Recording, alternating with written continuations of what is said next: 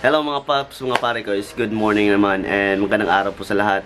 And for today's video, we're going to fix our ball race or one of the vital parts ng motor na nandito sa nakaset sa Manubela niyo.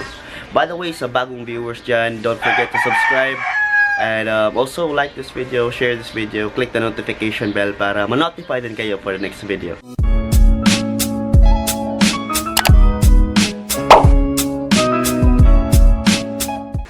Right. So, mga paps, mga pare ko, mayroon ba kayong problema sa inyong sa inyong mga ball race or sa Manubela ng Sniper 150 niyo?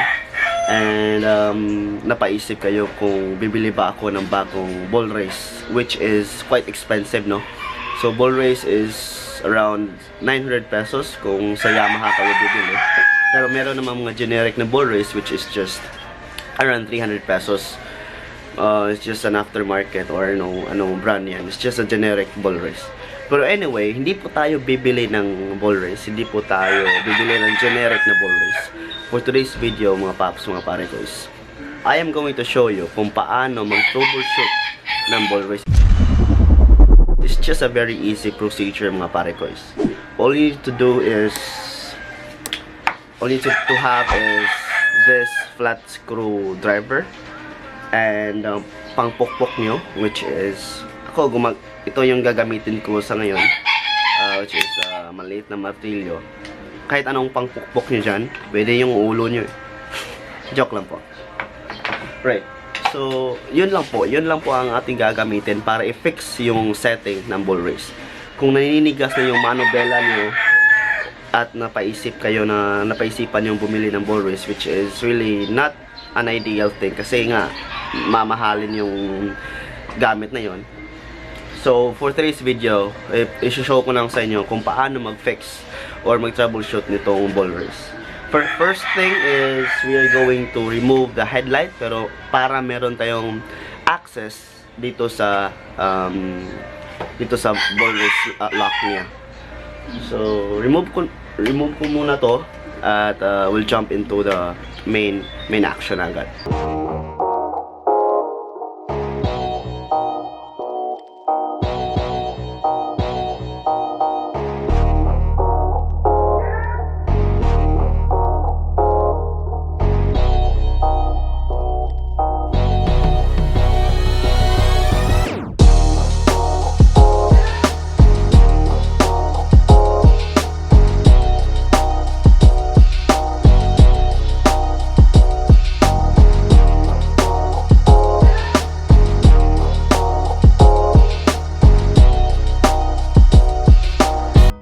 Alright mga paps, mga pare ko, so natanggalan natin yung headlight. Ito yung headlight natin at meron po tayong full access dyan. Pero mas maganda talaga kung ito yung front panel, front cover yung tinanggal natin. However, maka-access naman tayo sa lock ng ating ball race, which is good. So wala tayong problema doon. Anyway, so since natanggalan natin yung cover, makikita po natin dito sa may Manubela niya doon. Let me just ito po, kung nakikita nyo po ito, so ito po yung a-adjustan natin. So kung nakikita nyo po, meron po siyang dalawang lock, which is tong nasa itaas at nandun naman po sa loob. So try ko mag-zoom, kung matry natin yung zoom. Oh, yun. So ito paps, so kung nakikita nyo po ito, it's autofocus ko muna to. Yan. So nakikita nyo yan, dalawa yan, which is ito at itong sa ibaba at sa itaas. So dalawa po yan. So ang lock po yan mga paps is counterclockwise. So kung magla-lock po tayo, let me just zoom it out. Kung magla-lock po tayo mga paps, ang gagawin po natin is yung ganun po tayo. So pukpukin po natin to patungo doon. So pukpukin natin like gamit itong screw. Pukpukin po natin yon at i-adjust lang natin kung maging magaan na yung movement ng inyong manubela. By the way,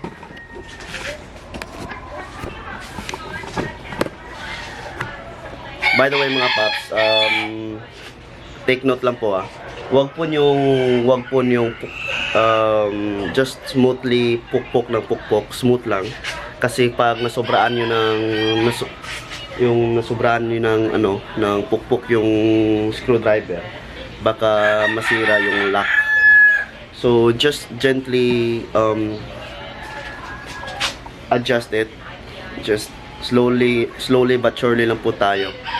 So yun po ang gagawin natin ngayon. So lalagay ko muna tong camera ko at mag-adjust na tayo sa ball race lock. Let's see if makaset po tayo ngayon.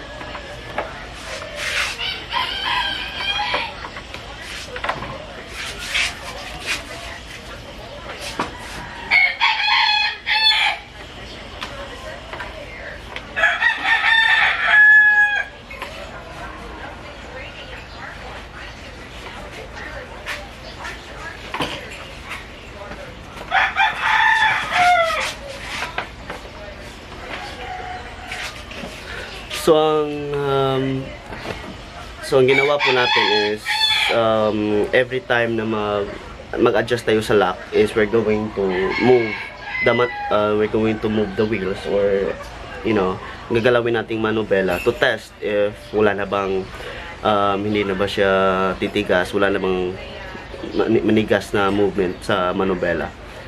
So just adjust those two locks hanggang makuha nyo yung settings.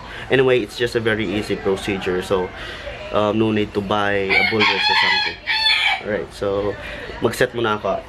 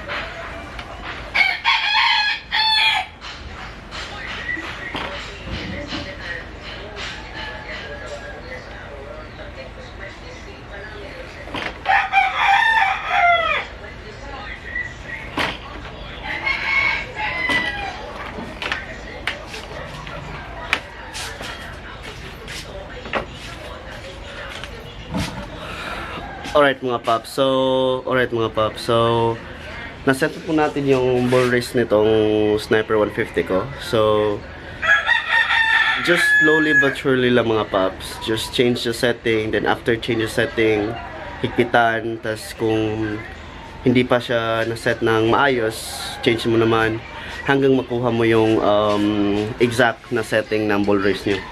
So sa ngayon, wala na pong sabit yung manubela ko. So dumiretso na po siya left and right. Wala na pong manigas na movement niya sa gitna. So everything now is all set.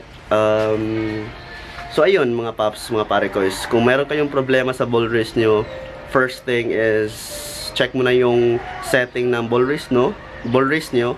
Tas kung hindi nyo na talaga kaya, you can definitely just visit your nearest shop or kaibigan or kakilalang mekaniko para ma-fix yung issue nyo.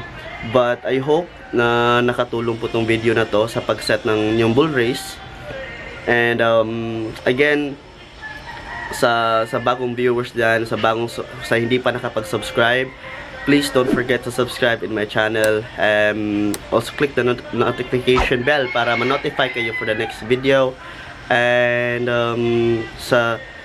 just keep subscribing para tuloy-tuloy na po itong pag-upload ng ating content.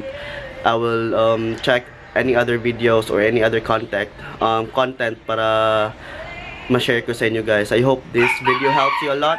And again, subscribe, like, and you can also share this video.